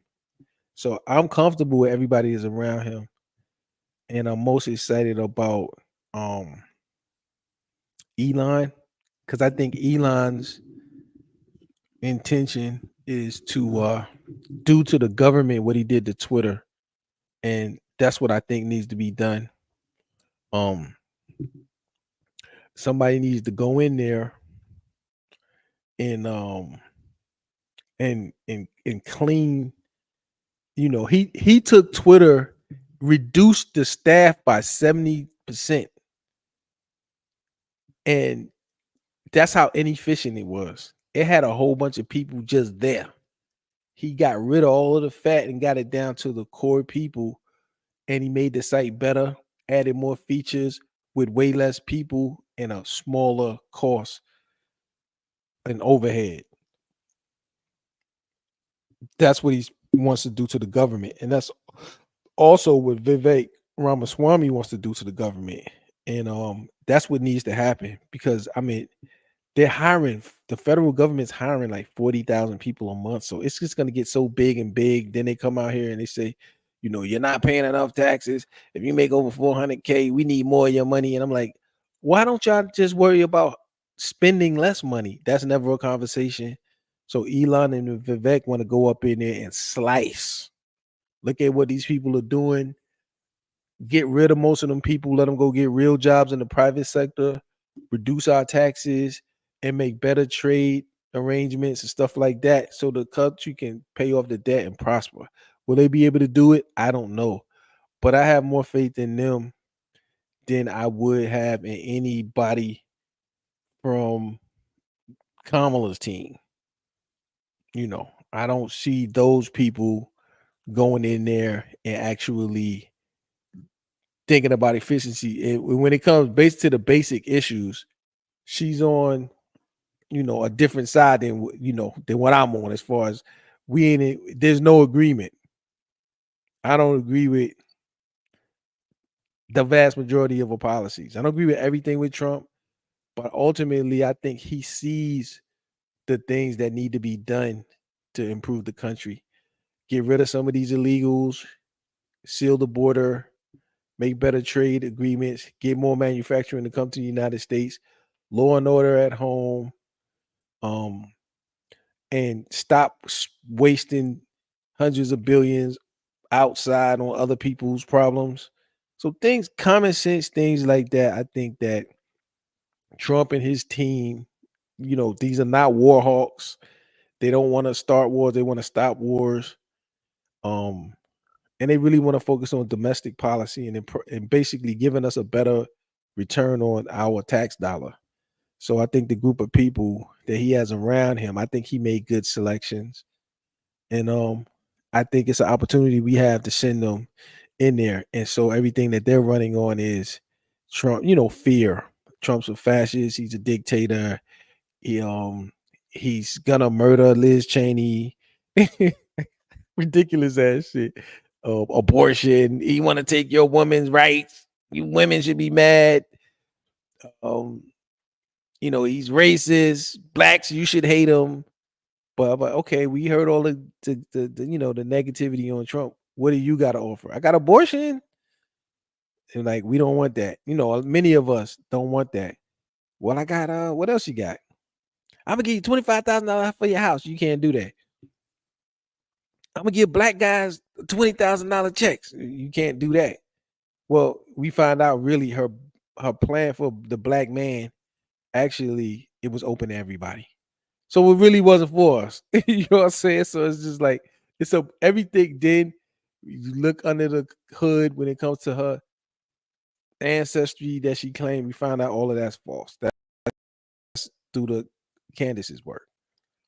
And we see at the end the desperation. They're breaking all the laws. They're outright breaking laws.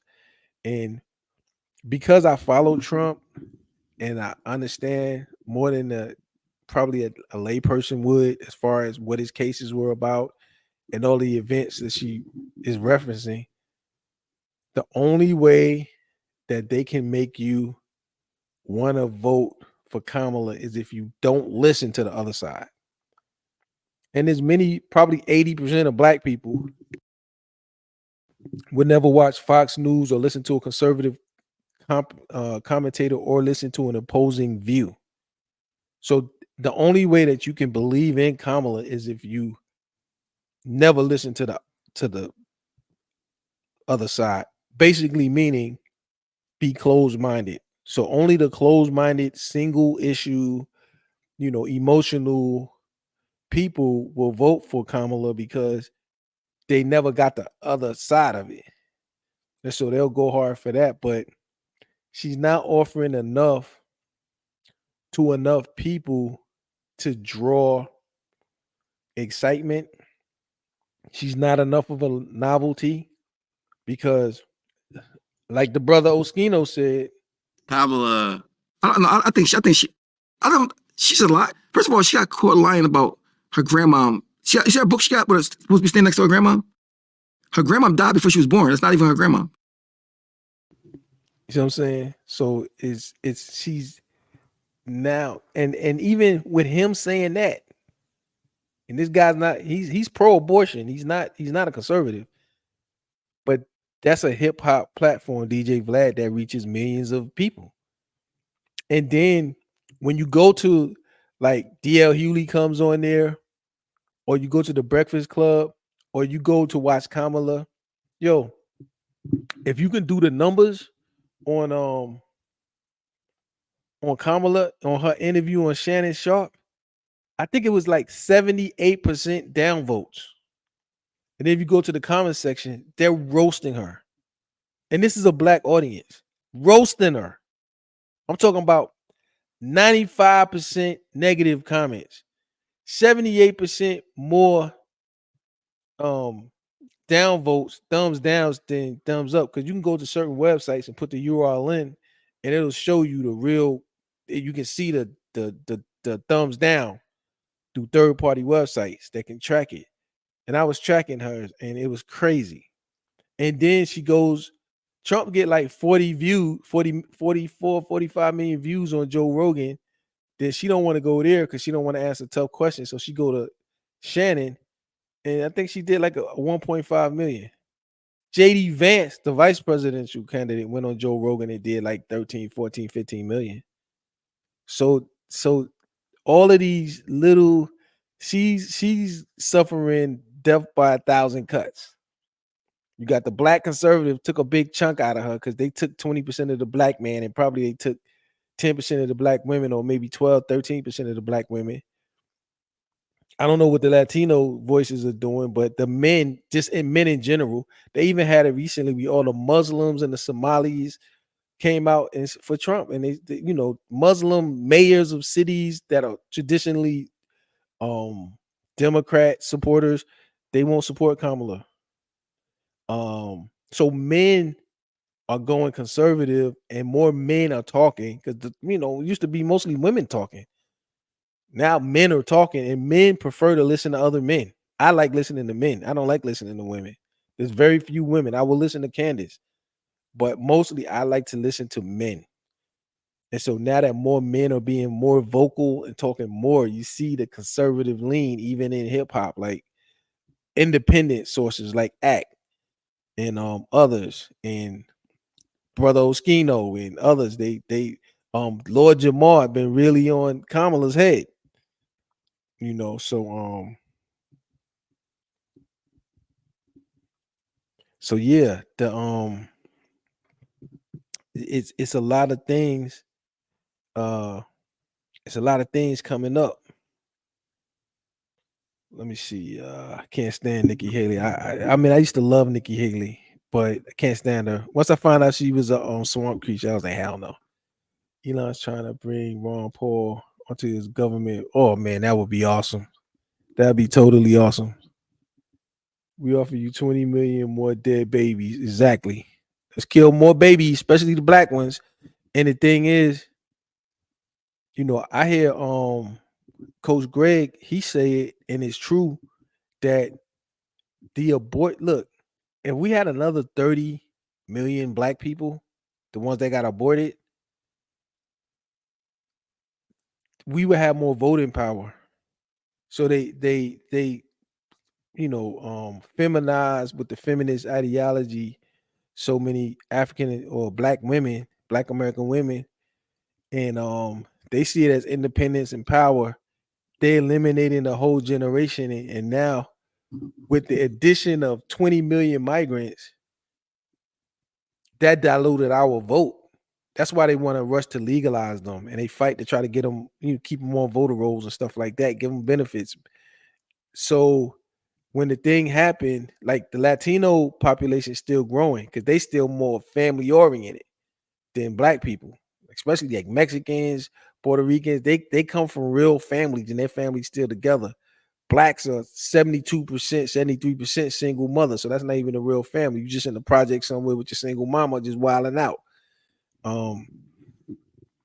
So they feminized, affected our women with the feminist mentality, encouraged abortion on them.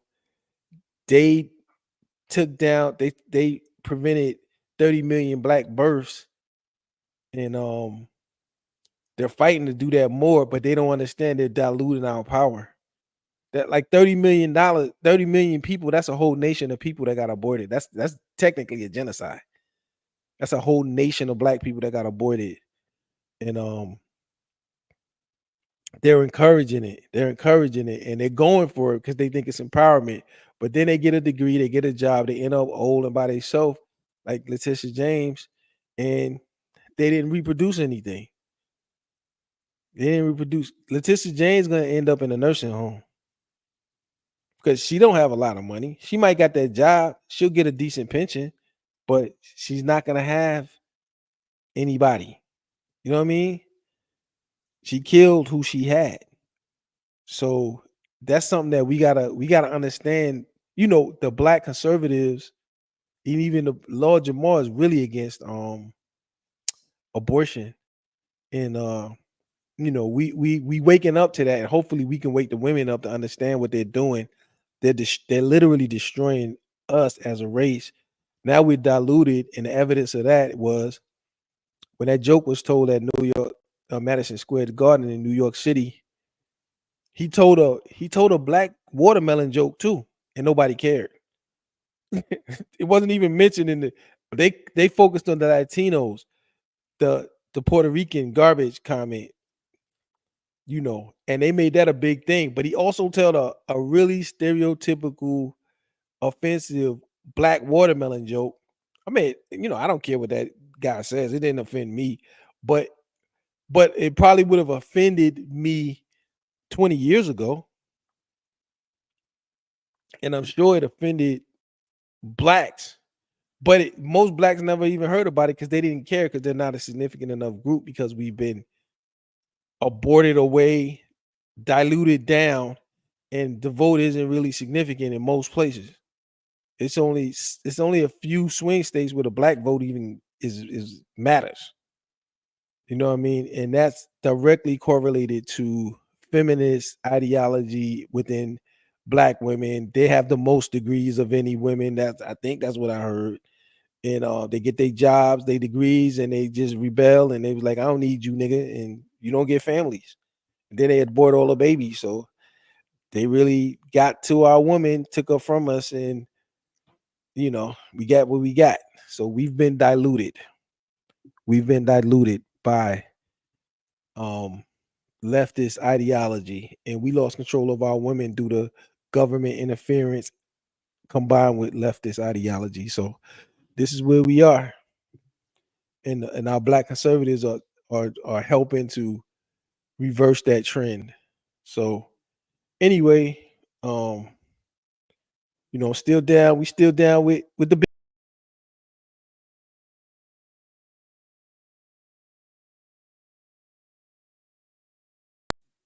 Just because we driving G wagons now, and like my boy Crypto Task Force, he got him a brand new car, and brothers is moving up. Some brothers, we still got to be caring about politically. I said a long time ago, all men need to unite under the under the Republican Party, and it seems technically with the black conservative movement and with everybody, it seems like men pretty much took a big shift right, and I think that's what's going to cost Kamala the election.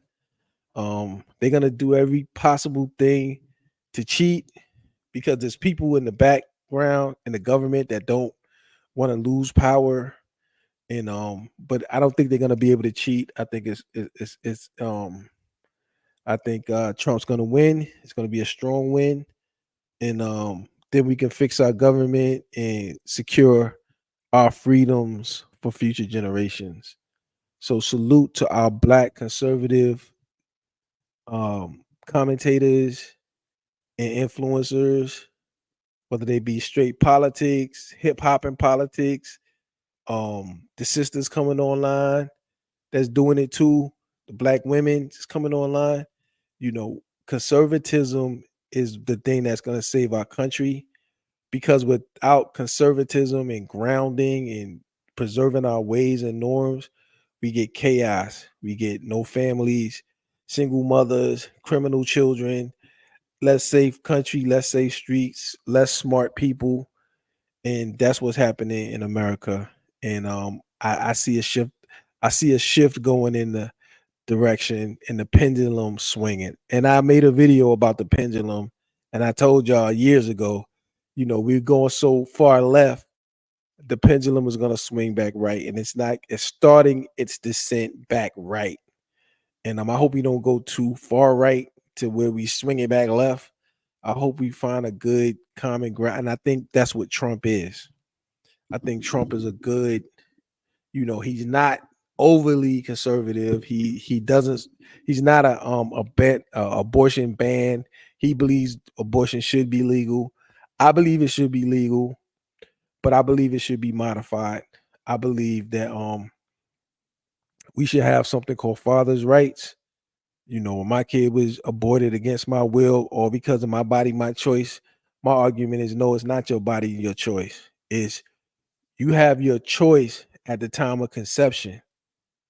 And then if it comes to the question of a termination of a pregnancy, is not your choice, it's our choice. Because although that, the baby is housed in your body, it's not just your body, your choice. It's our child, our choice. So a woman should have to get a DNA test and get written permission from the father in order to be able to get an abortion. because it's not just your body. There's another body inside your body, and I have 50% rights to that body. You know what I mean? So to that person. So if you don't want that child, you can say, okay, have the baby. I'll take the child. You could just walk away. We need to have that option. Not saying that's an ideal option, but father's rights and, you know, all this my body, my choice is all about feeding women's egos. It's all dumbed down language, reproductive rights. No, it's abortion rights. And every child has two parents, and a father has rights. So that would be my position. Keep it legal, but a man should be able to stop the abortion of his child if he wants that child. There should be some legal room for that. And that's what I would advocate for.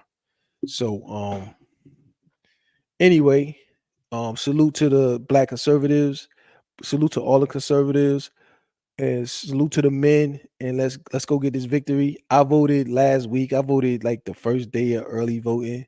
So that was like 2 Mondays ago. So I already threw my joint in there for Trump and Vance. And we gonna do what we do, man. So anyway, it's your boy Lord Hybrid, and I'm out of this biatch. Trust, believe in the Most High, and chase your dreams. I'm chasing my dreams. It's hard. If it was a plane, you're gonna experience turbulence. Yeah. If it's a ship, you're gonna go through some rough waters where rocky big waves. Ride there. As long as you believe that your destination, you want to get there, you'll do it. And that's what I'm doing. I'm living my dreams. I told you this, nigga. In business, the goal is for you to become independent and be the boss, take the responsibility, and also get the profit. I ain't got no motherfucking boss. SP motherfucking I. And then I want to give an acknowledgement to my rich friends in the building. Shout out to Lord Hybrid. Yo, Lord Hybrid. My boy got them bands, bro. Shout out to Lord Hybrid. Nigga got money. You know what's gangster to me? Is to live the way you want to live.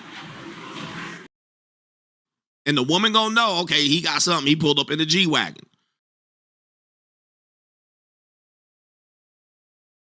When you look at what Lord Hybrid is saying, he's right about all that, really. Lord Hybrid is right. Yo, Lord Hybrid, I'm gonna agree with you too.